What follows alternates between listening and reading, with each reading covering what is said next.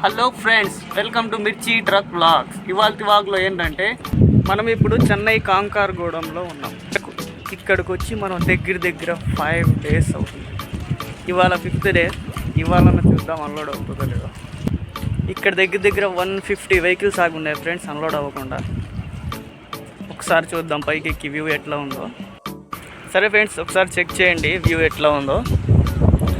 150 vehicles, మొత్తం మిర్చి వెహికల్సే. 12 టైర్లు కానీ 10 టైర్లు కానీ మొత్తం మిర్చి వెహికల్సే. ఈ గుంటూరు నుంచి, ఖమ్మం నుంచి, బ్యాడిగి నుంచి వచ్చిన బళ్ళకి 150 వెహికల్స్. ఈ కంటైనర్ బాక్సులు ఉన్నాయి కదా, ఈ కంటైనర్ బాక్సుల్లోనే మనం మిర్చి వెళ్తుంది.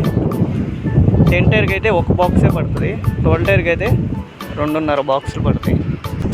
ఆ గోడౌన్ దగ్గర అన్లోడ్ అవుతుంది కదా, అదే మన అన్లోడింగ్ పాయింట్.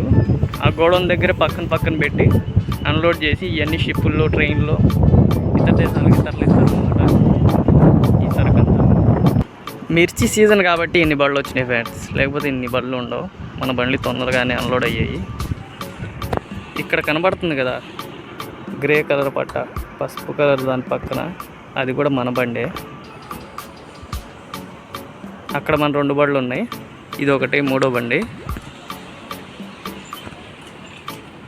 అన్నీ గుంటూరు బళ్ళే, మ్యాక్సిమం గుంటూరు బళ్ళే ఉంటాయి. గుంటూరులో మిర్చి ఎక్కువ కాబట్టి. ఆ ట్రైన్ సౌండ్ వినపడుతుందా? అవన్నీ మన బాక్స్లో అవి తీసుకెళ్ళడానికే. మనం అన్లోడ్ చేసిన బాక్స్ ఉంటుంది కదా, అవి తీసుకెళ్ళడానికి ఆ ట్రైన్ తీసుకెళ్ళి మళ్ళీ షిప్ యార్డ్లో, మళ్ళీ ఇతర దేశాలకి అవి కూడా వెళ్తాయి. బళ్ళు అయితే పాయింట్లో పెట్టాం ఫ్రెండ్స్, 3 బళ్ళు. ఈ సైడ్ 3 బళ్ళు. సాయంత్రంలోపు చూద్దాం అవుతాయో లేదా అన్నది. సాయంత్రం చెప్తాను బండ్లు అయినాయా లేదా, అవి కూడా వీడియో పెడతాం ఫ్రెండ్స్. ఇప్పటికి మన వ్లాగ్లో అంతే. సాయంత్రం మన బండి అన్లోడ్ అవుతుందా లేదా అనేది మీకు సాయంత్రం వీడియోలో మీకు చూపిస్తాను. Thank you friends. Like and subscribe.